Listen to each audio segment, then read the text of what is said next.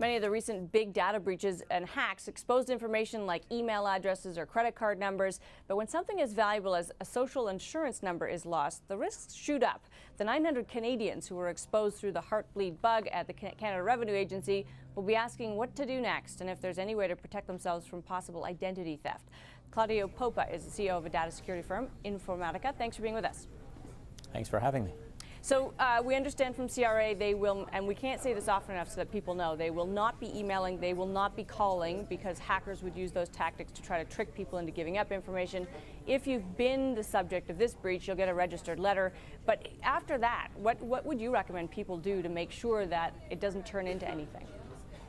They can't make sure that this won't turn into anything, and they can certainly bet that if someone stole this information and certainly risked a lot to take advantage of this vulnerability, which for all intents and purposes was still experimental at that time, they will try to do something with that data. However, there's a number of easy steps that people can take, and I guess the easiest thing to do for Canadians right now is to not panic. But for those that do receive those registered letters in the mail, it's important for them to pick up the phone and contact Equifax and TransUnion right away. Now, those credit agencies will already likely be notified by the CRA, but it's important for them to make contact.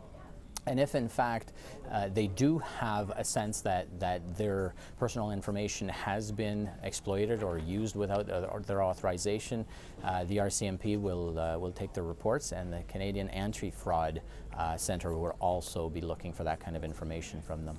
Let's talk about the nightmare scenario for one of these 900 people. If you have someone's social security number, you would also need their signature, information about their home address, and more to open a new credit card, let's say. If I was untoward and wanted to try and steal with this information, how likely is it that's going to be easy to do? Because we have some pretty good barriers and checks and balances on that process, including phoning you before the credit card is issued, phoning you every time your new credit card is being used.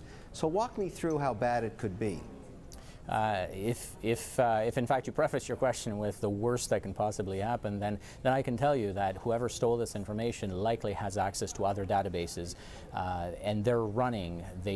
They're probably done by now, but they will correlate those social insurance numbers against other personal information that is inside those databases. So you can bet that they will get a complete or semi-complete profile of individuals before they go ahead and do something with that.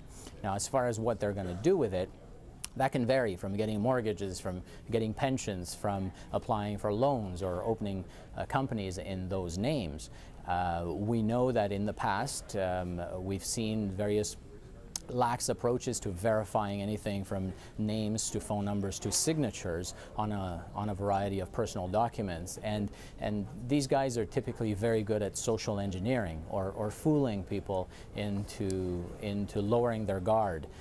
So any of those things could occur, but it's important to take steps early on and notify the right parties and notify them that in fact you were one of the victims, one of the 900.